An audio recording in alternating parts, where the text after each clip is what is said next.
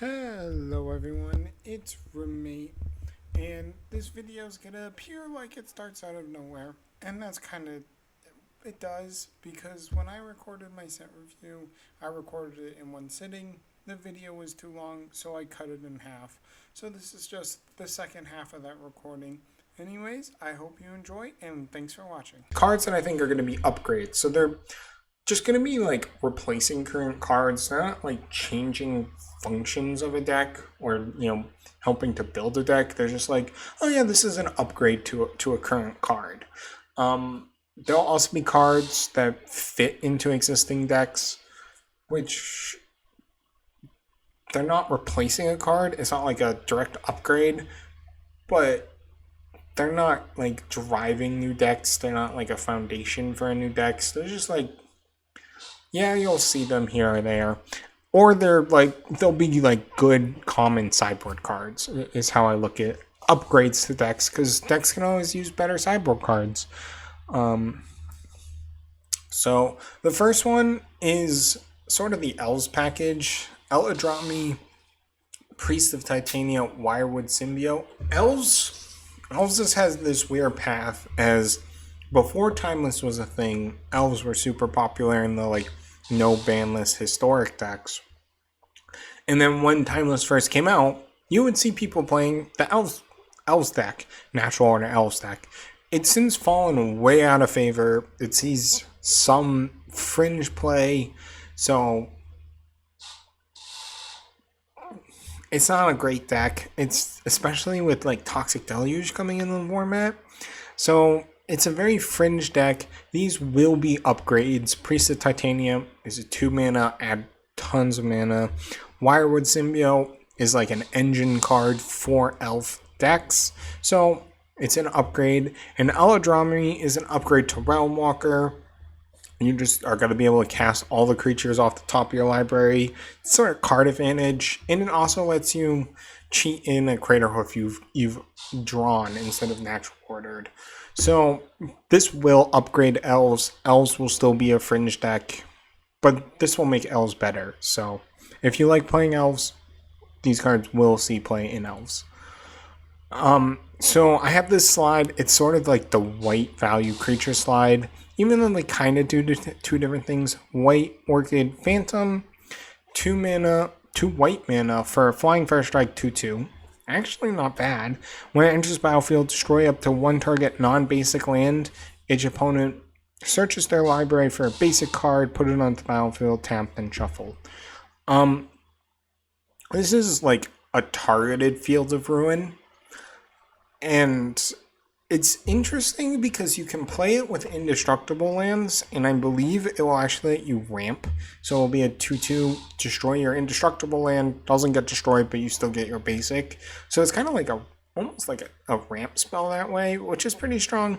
But it's also, it will be useful destroying Sunken Citadels and Castle Gambrigs and Field of the Deads and Triomes. So I think this card is playable. I don't know what deck it goes into. I don't think it like makes a whole new deck, but I think it, like, if you're playing like a Death and Taxes deck, like this is a decent card to help you against Titan or something like that. Recruiter of the Guard. It's a 3 mana 1/1, enters battlefield, search your library for a creature with toughness 2 or less, reveal it, put it into your hand, shuffle. Card's just fine. It's not going to be like format defining. It might go into like, Death and Taxes style decks or Solitude style decks. Then, it's just like 3 mana, draw a spell, which isn't great, dies to Bowmaster. It might also go into combo decks. There might be some creature combo decks that play this, but I don't expect this to be all over the format, but it is a viable option as in the format. So these are the I just went over mono white cards. These are like playable mono black cards. Consuming Corruption. Double black deals X damage to target creature or planeswalker. You gain X life, where X is the number of swamps you control. So for Necropotence decks, they already have marches. This might be a sideboard to get extra, or it might push March into the sideboard. You might want to just play this instead. It does a bunch of damage. It gains you life, and if you Lightning Helix with Necropotence in play, that's really good. So this card will see play. It won't see play in any other deck other than the Necropotence deck, and it might only be like extra copies in the sideboard. So it's an upgrade for those decks. Necrodominance, kind of like Necropotence. It's got a lot of text. You skip your draw step, but at the beginning of your end step, you pay any amount of life. If you do, you draw that many cards. So it does make you draw cards in a Bowmaster format. It does make your maximum hand size 5, and then if any card or token would be put into your graveyard from anywhere, exile it. So this card's like just worse than Necropotence, but the mono black Necropotence decks rely so heavily on a turn 1 Necropotence that this might see a 1 or a 2 of to be your 5th or 6th copy of Necropotence, but it is significantly worse than Necropotence. So the only with Shieldred you draw cards so you can go through your life faster. It's not worth the minus a hand size or drawing the cards against Bowmasters and stuff like that. So this might be a 5th or a 6th copy of Necropotence in mono black Necropotence decks. So these two cards might be 1-ofs or 2-ofs in a known archetype mono black Necropotence, but I don't think they're going to do anything other than that. So next card is Orum's Chant. It's 1 white and it has kicker 1 white. Target player can't cast spells this turn. If this spell was kicked, creatures can't attack this turn. This card is strong. I mean, if you've watched my videos, I play a lot of Ranger Captain of Eos, which has a sacrifice. Target player can't cast, or your opponents can't cast non-creature spells each turn. And I'm super high on that card. This is a different version of that card. It can almost be considered like a mono white, like Time Walk, where you just upkeep 2 mana. Your opponent can't cast spells and they can't attack. And so against, Breach combo decks or Show and Tell or other combo decks, you can do this. It will be a sideboard card for some decks. I don't see looping it in any way being the strategy. I think this will just be this is an okay sideboard card for certain matchups where white decks can struggle against certain combo decks. So not a super impactful card, but we'll see some sideboard play. Sylvan Safekeeper. This is, Giver of Runes in green. So if you're not playing Giver of Runes, and it cannot target Yawgmoth, because Yawgmoth has pro-humans. This is a human. So if you're not playing a Yawgmoth creature combo deck, and if you're not in white to play Giver of Runes, you might play Sylvan Safekeeper in the sideboard. I don't know of many creature combo decks that are not Yawgmoth and not playing Giver of Runes, but there might be some. So it's a playable card. It's not that good. It might see sideboard play. So this is just there's a bunch of modal double face land cards coming in Modern Horizons, and the uncommon single colored ones have the enters battlefield tapped unless you pay 3 life. These cards will see play. Charbelcher is a deck in this format. Untapped lands in Charbelcher are going to be good. And they kind of open up.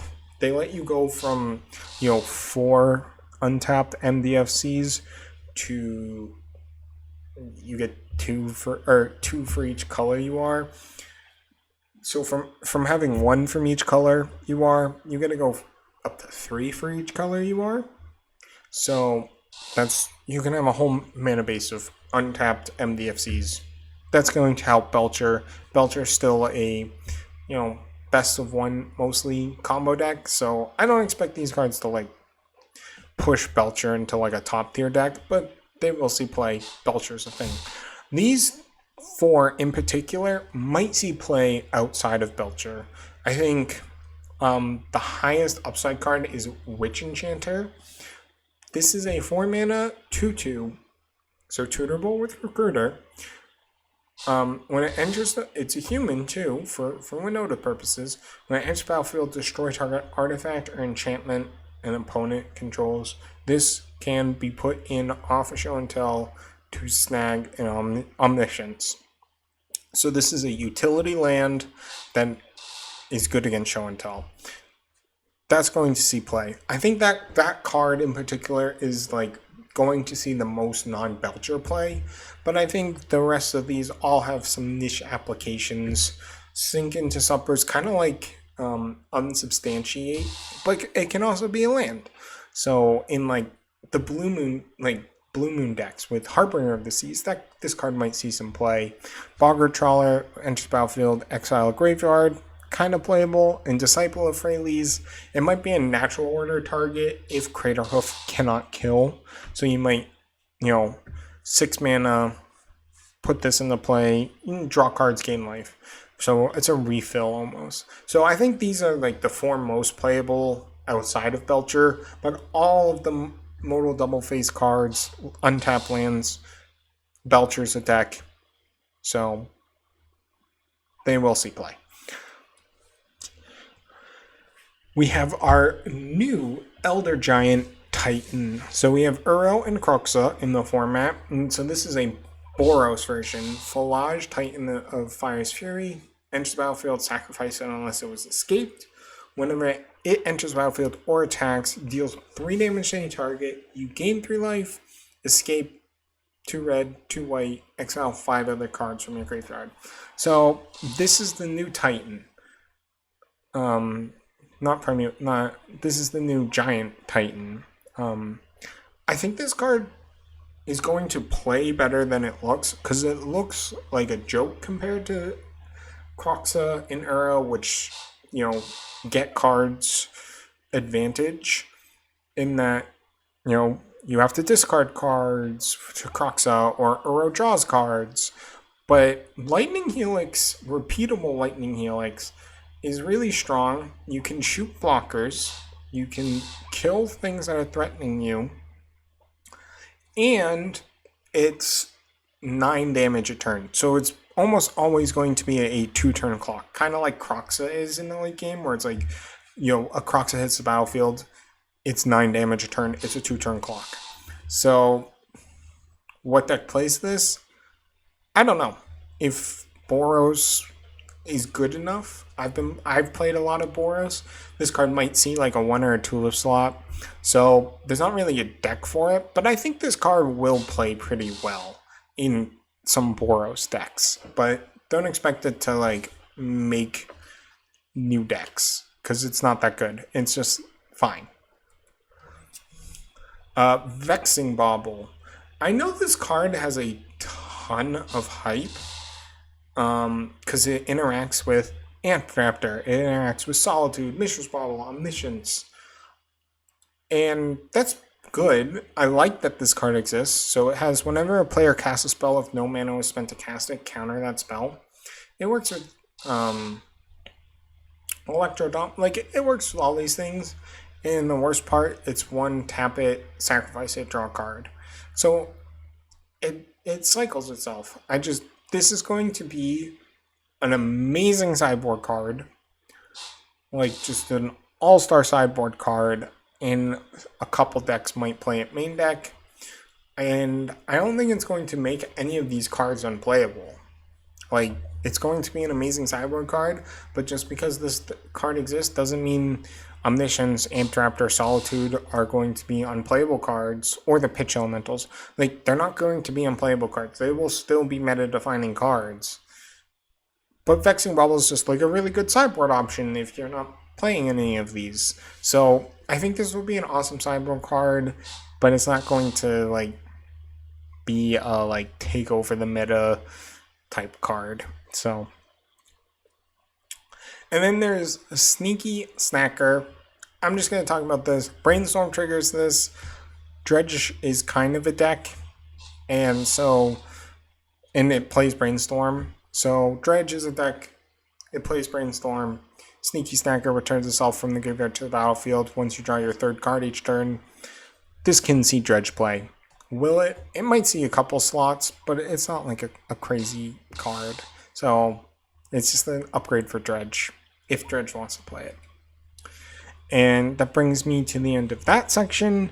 So we are going to be on to niche cards. So how I define niche cards? Cards that will fit in a specific role. So these cards, like if you have a deck that you want to do something in particular, this card might be an option for those decks, which is really vague, but it has a niche in the format. Or they're cards that will be like options for sideboards. You won't see them in like every sideboard. Like you won't see it like a surgical extraction. Like this is an A+ sideboard card, or a Grafdigger's Cage. You'll be like, I have a specific deck that wants these as a specific sideboard spot almost. So they'll fill a specific role in a deck, or they'll find specific sideboard cards, but I don't think they'll take over the meta. You'll see them occasionally, but I don't think they'll find something. And the first card in this is Urz's Cave. And I know I talked about, with Wright having like a green-black Feel of the Dead deck. This card, it lets you search your library for a land, put it on the battlefield tab, and shuffle. So it's kind of like a land that's a crop rotation. Think of it like that. It might find a home in like a lands matters decks. I don't think those decks will be very good. And even then, like in the deck I have for like Rite of the Reliquary, Elvish Reclaimer, like that's already 8 land tutor effects. Do I need another one that makes colorless mana? I don't know. So this card might see play. It probably won't see much play if it does, but it has a powerful effect. Yeah, basic commander cards, they don't really do anything in this format. Like, there's not rituals for the red one to discount, so they might have a niche in the future, but right now, these cards probably won't see any play.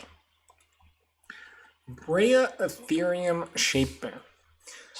So, there's a lot of text on this card. Classic commander card. A white, a blue, a black, and a red. When it enters the battlefield, you get 2 blue Thopter artifact creature tokens flying. Then it has 2 mana, sacrifice 2 artifacts, choose one. Deals 3 damage to target player or planeswalker. Target creature gets -4/-4, or you gain 5 life.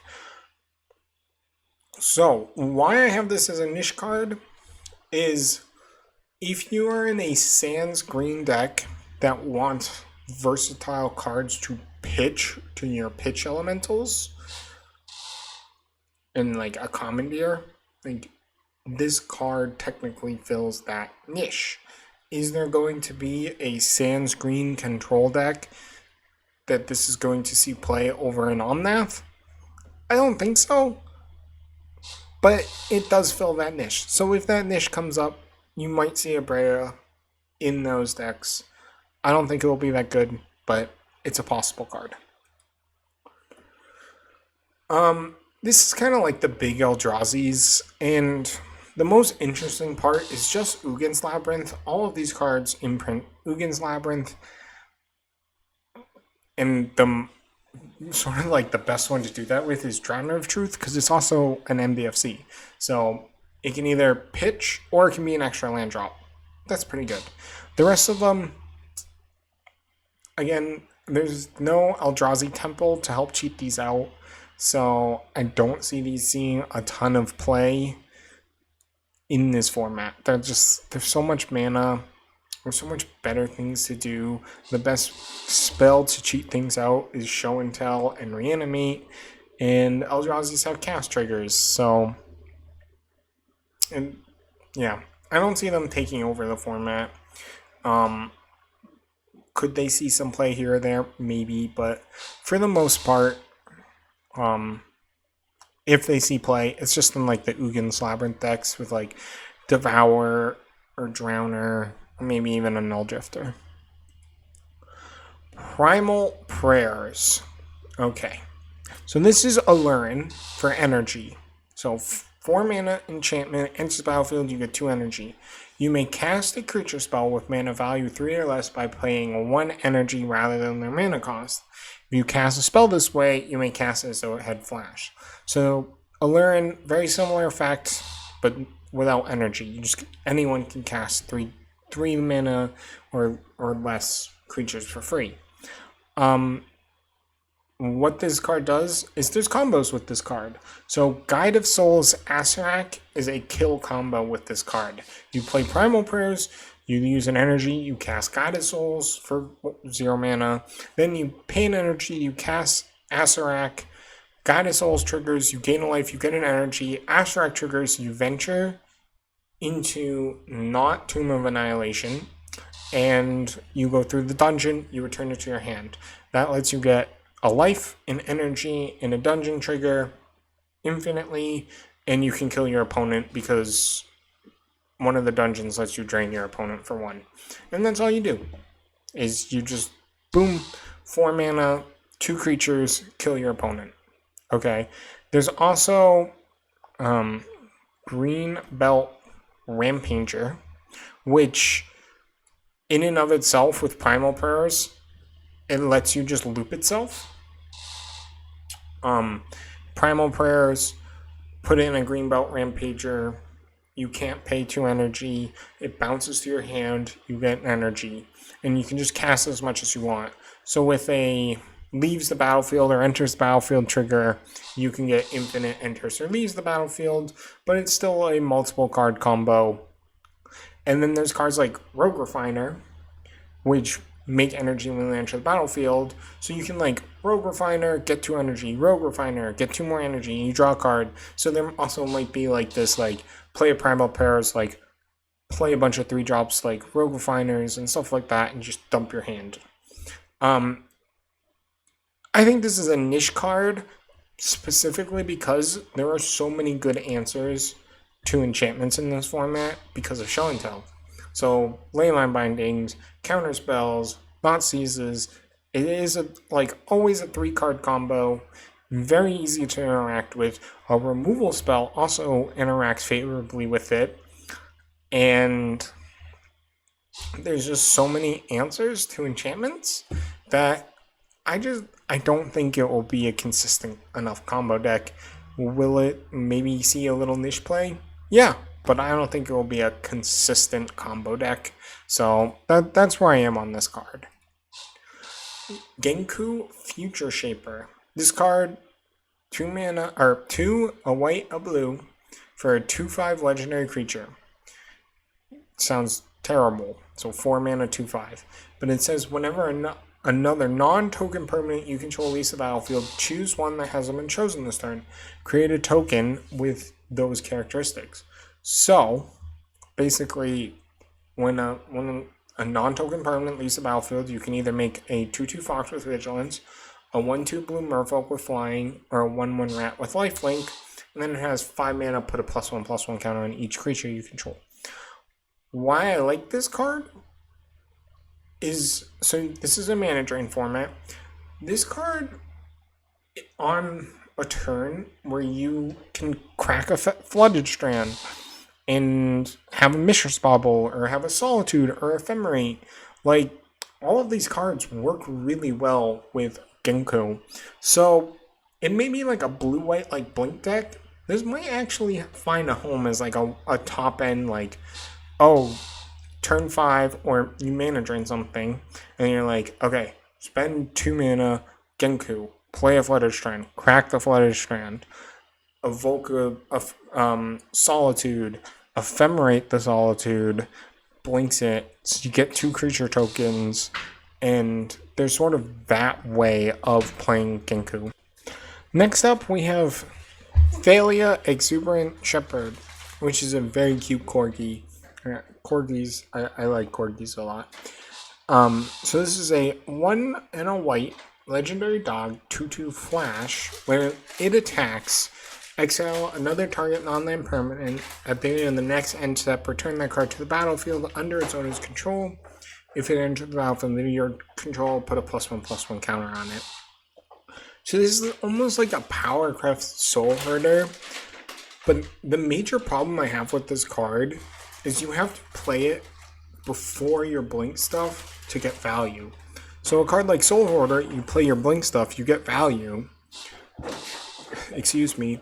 And then you play Soul Hoarder, and it's sort of like your top end. Where Phalia, you need to preemptively play it, then play your blink stuff. And Timeless is like a format, it's just full of interaction and removal spells. Like, so much of it. So playing your payoff before your enabler, you're never going to get the payoff. You're just going to get the enablers, which might be good enough, but I don't really see this card seeing much play. I think it might find a niche home here or there, but I don't think it's going to be that good.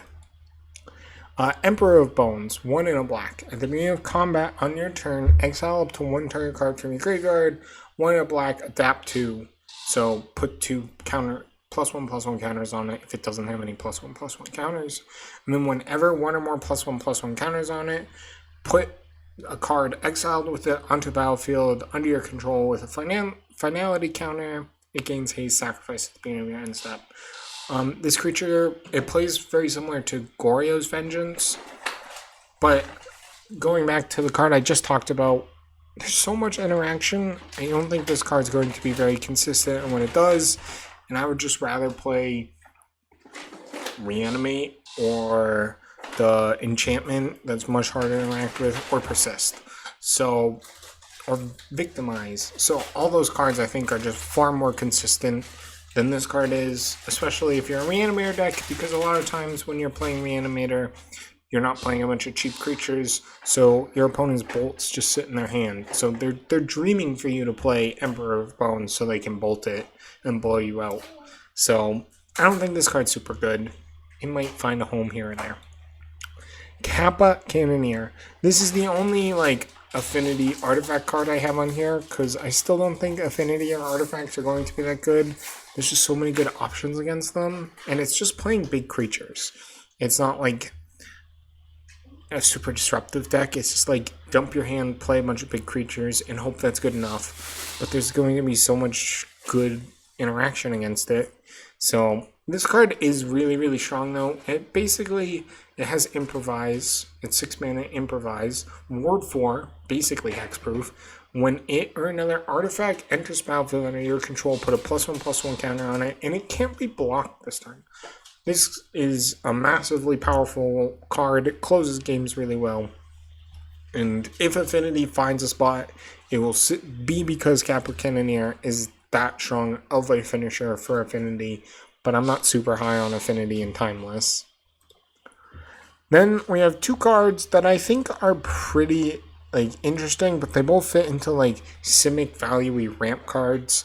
Nadu, which I know has a lot of combo potential in other formats, but I don't think it will be a combo card in this format.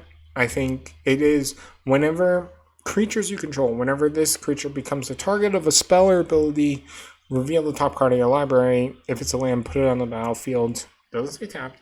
Otherwise, put it into your hand. This ability only triggers twice each turn. So it has combo potential, but I think in Timeless, this might be the Kira, Simic value mid-range cards, because if it ever gets removed, it replaces itself. So it's kind of like a Risen Reef almost, but much, much, much better statting. So I like the card. It might see some niche sideboard spots or in a value-y spot, but I don't think it will see a ton of play. I like Planar Genesis. I think it's a much better version of Growth Spiral because it's Impulse instead of Draw Card, which in a Bowmaster format is very meaningful. It's just, if this replaces all the Growth Spirals in Timeless, it replaces Growth Spirals in 2 decks. So it's going to be a niche card in the deck. It probably could have gone in the upgrade spot, But even then, some of those decks might want Growth Spiral for draw card reasons. But I think for the most part, this will just be a better version of Growth Spiral, but Growth Spiral sees almost no play. And so that brings to the last section, which are cards that I think are interesting. Too powerful. They're like interesting, too powerful, but I don't see them having a current role in decks. I just want to mention them. I don't think they'll see any play, and if they do, it won't be very much, but I want to just mention them. Birthing Ritual. 2 mana, enchantment. At the beginning of your end step, if you control a creature, look at the top 7 cards in your library, then you may sacrifice a card. If you do, you may put a creature card with mana value X or less from among those cards onto the battlefield, where X is 1 plus the sacrifice creature's mana value. Put the rest of them on in a random order. This is an homage to Birthing Pod, but Birthing Pod's a combo card. This is not a combo card. This might be a value engine in a deck, like a creature deck. Like, there might be like a Luris deck where it's like, well, I'm just playing like value 1s and 2s, and Birthing Rituals just like, oh, I'm just like churning through my deck. That might be a thing, but for the most part, I don't think this card does that much. Detectives Phoenix. 2 in a red for a flying haste 2/2. Okay, not very good. It has Bestow, which basically you can play it from an aura and you enchant a card from 1 red and collect evidence 6. So 1 red basically. And the enchanted creature has +2/+2 and has flying and haste. So it's a 1 mana haste enabler. And you can bestow it from your graveyard. So it's kind of like a recursive haste enabler. I don't know what type of deck wants this. I don't know if it will see any play, but it is a pretty cool card. Interesting card. You might see play here or there. Warren Soul Trader. 3 mana, 3/3, pay 1 life, sacrifice a creature, create a treasure token. Phyrexian Altar on a creature, but you have to pay a life. So it doesn't enable the infinites that Phyrexian Altar does. Maybe there's going to be a combo deck with it, but for right now, I don't see it having like a super big home. But I could see it being powerful enough to make a combo deck. Deserted Temple is an untapped land that makes it colorless. 1 untap target land. So I like this with Nykthos, but I don't know, like Nykthos in the mono black decks, but I don't know if that deck wants to cut more swamps. So maybe there's going to be another Nykthos deck that wants this card, and it uses Nykthos and Deserted Temple to make absurd amounts of mana. What that deck is, I don't know, but it's an interesting, powerful card to just know you have the option of. Ocelot Pride. I know this card's got like a lot of, maybe not a lot of timeless hype, but a lot of hype for its like super power crap, like so many abilities. It's a 1 mana 1/1 first strike lifelink. Pretty good. Ascend. At the beginning of your end step, if you gain life this turn, create a 1/1 cat token, white cat token. Then if you have the City's Blessing, for each token you control, then it entered the battlefield this turn, create a token as a copy of it. So basically, like, by itself, if, attacks, deals damage, you gain a life. You get a 1/1 at the end step. Then if you have the City's Blessing, you get a 1/1 and then another 1/1. So, yeah. This card, obviously, it has so much text on it, but it's like bad Ragavan, because Ragavan makes you mana, and Ragavan's barely playable in this format. It's like a good sideboard card against unfair decks, but there's so much Bowmasters around, and there's so many cards like Deathrite Shaman and Delighted Halfling, and this card just can't get through all of those, so it doesn't pass the 2 toughness check, and it doesn't get past all the 2 cards getting past the 2 toughness check. So I don't think this card will see much play, but it is powerful. Urza's Incubator. Um, I have a specific reason for using this card, and that's Eldrazi. It's kind of like, oh, you can like Ugin's Labyrinth, play this on turn 2, and you can name Eldrazi, and we'll discount all your really expensive Eldrazi. It's like, yeah, that's cool, but is it good? Probably not. So I don't see this card seeing that much play, but it could technically be like your Eldrazi Temple, but it's so expensive that I don't think we'll see play doing that. Nesting Grounds is a land, that untapped land that makes it colorless. One, tap it, move a counter from target permanent you control to another target permanent. Activate only as a sorcery. So you can move, loyalty counters or +1/+1 counters or ability counters among your permanents. Maybe if Hardened Scales ever gets there, this card's like, well, you're adding +1/+1 counters to permanent, so it gets buffed by your Hardened Scales. So it's kind of like a land that helps you, move counters around to grow your stuff with Hardened Scales. But that's not a deck right now, and even when I've looked at Hardened Scales, I'm like, these decks cannot compete in Timeless. So maybe with like a Walking Ballista and an Arcbound Ravager, maybe it could get there. But right now, this card's not good enough. And then lastly, Shrieking Drake. This was one of the last cards spoiled, and I just want to talk about it because it is like a well-known like combo card. Shrieking Drake enables so many commander combos. It technically, with the Alurin, the new Alurin, whose name's escaping because I just talked about so many cards. Nope, don't buy it. Primal Prayers and Guide of Souls, Shrieking Drake does gain you infinite life. So yeah, there is that, but this is just like a combo card that could do something. Will it do something? Probably not. But it could do something, and that's why I wanted to bring it up here in the interesting section. And that is actually all the cards I have in this slideshow. That was my last card. So thanks for watching, and in the comments, let me know if I missed something, if you think I got something completely wrong on a card, or if there's like cards that I just completely omitted.